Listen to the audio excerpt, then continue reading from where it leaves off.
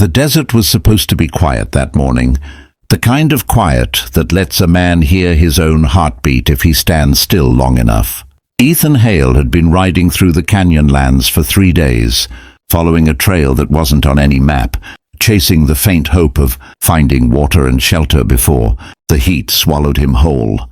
But the land had its own ideas, its own mysteries, and the sunrise he walked into was not meant for him. The first sign that something was wrong was the sudden silence of his horse. The second was the pair of arrows that buried themselves into the sand beside his boots.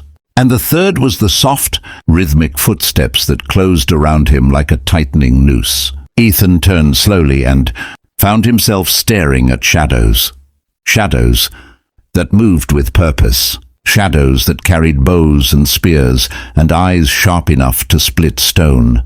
Before he could speak, before he could even think of surrender, a figure stepped forward, tall and poised, her presence cutting through the dawn like a blade of fire. She wore a mantle of raven feathers, braids wrapped with copper beads, and a stare that seemed to judge the truth inside him before he spoke a single word. She was the one they called Nayeli, Queen of the Skywhite, Apache, an isolated woman-led tribe, hidden deep beyond the ridges where no ordinary traveler returned. Ethan tried to form a sentence, an apology, a plea, something, but she raised one hand, and the tribe closed in on him. His wrists were bound. His horse was taken. His fate for the moment was sealed. They marched him through the canyon, through twisting stone corridors that breathed warm air like the throat of the earth itself, until the world opened into a basin of towering cliffs and sunlit pools. The village rose like a dream, bright stone huts, woven banners, the scent of burning sage, but the atmosphere was colder than the desert night. He was an outsider, worse, a trespasser, and they had lost too many to trust a stranger. When they threw him before the queen, Ethan braced himself for a death sentence. It would have been simple, quiet, expected, but instead, Nayeli studied him with a puzzling intensity. She asked his name. She asked why he had crossed their land. She asked what he carried in his heart, and Ethan, exhausted, parched, and stripped of pride, told her the truth, that he was lost. Not just in the desert, but in life. That he had left behind a ranch swallowed by debt, a family buried long before their time, and a future that felt as empty as the sands he walked. When he finished, the queen stood in silence, her eyes narrowed as if weighing the worth of every syllable he spoke. Finally, she turned to her people and spoke in a voice sharp enough to carve stone. "He shall not die," she declared. A wave of shock rippled over the tribe. Ethan's heart hammered.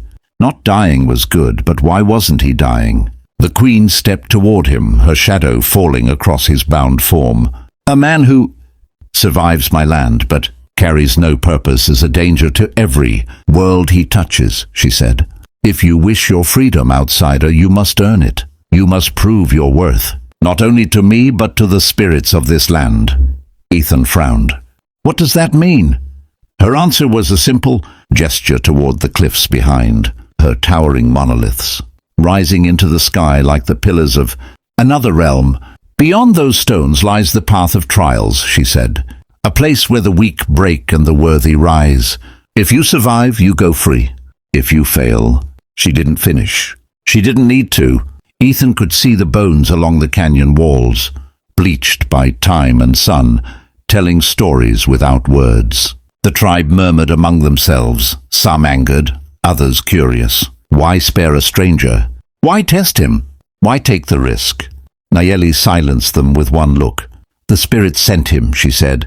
"No one crosses our land unless they are meant to." Ethan wasn't sure he believed in fate, but as the queen cut his bonds and placed a carved stone token in his palm, he realized he had no choice but to trust her, or die trying. As the sun dipped low, as the tribe prepared the torches that would light his path, Ethan looked toward the cliffs and felt a strange pull. Fear. Yes, but something else too. Something like purpose, something like destiny. And from the queen's eyes, watching him like a hawk studying a lone traveler, he sensed that she expected greatness from him.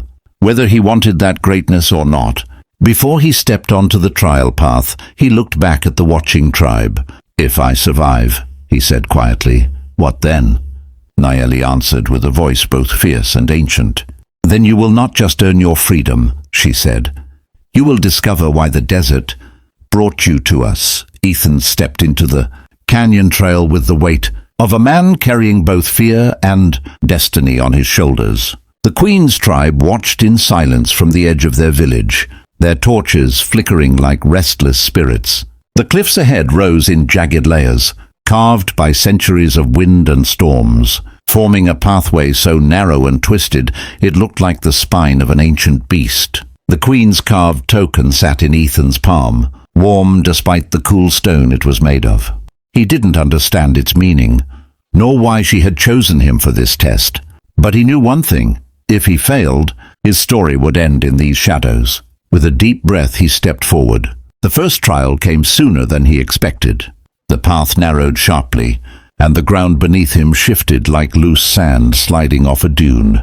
Ethan dropped to one knee, gripping the cliffside before the earth gave way beneath his boots. Pebbles cascaded down into a chasm, so deep that sound vanished before reaching the bottom. He swallowed hard, forcing steady breaths. "You wanted a purpose," he muttered to himself. "Well, here it is." Inch by inch, he dragged his body across the unstable ground until his boots found solid rock again. But before he could catch his breath, the second trial emerged, this one hidden, silent, ancient. A low rumble vibrated through the canyon walls, as if the cliffs themselves were awakening. Ethan looked up and saw what the tribe had warned him about. Old stone traps carved by warriors long gone, pressure points hidden beneath the dust, tripwires woven from sinew, pulleys waiting to release deadly boulders. One wrong step would be his last. He moved slowly, studying the shifting shadows, recalling every hunting lesson his father had once given him. "Look where the wind falls," he whispered. "Look where the dust settles." He followed the instinct he didn't know he still had, stepping only where the sand lay, untouched, or where small desert insects left their tracks. Twice he caught himself inches from triggering a trap. Once he had to leap aside as an ancient spear mechanism snapped open behind him. Hours passed. Sweat soaked his shirt. His throat burned. He wished for water. He wished for shade. But most of all, he wished for answers. Why him? Why this trial? Why did the Queen look at him as if he were part of something bigger?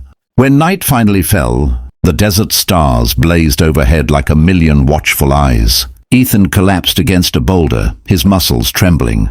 He could not sleep. Sleep meant death, but he allowed himself a moment to breathe.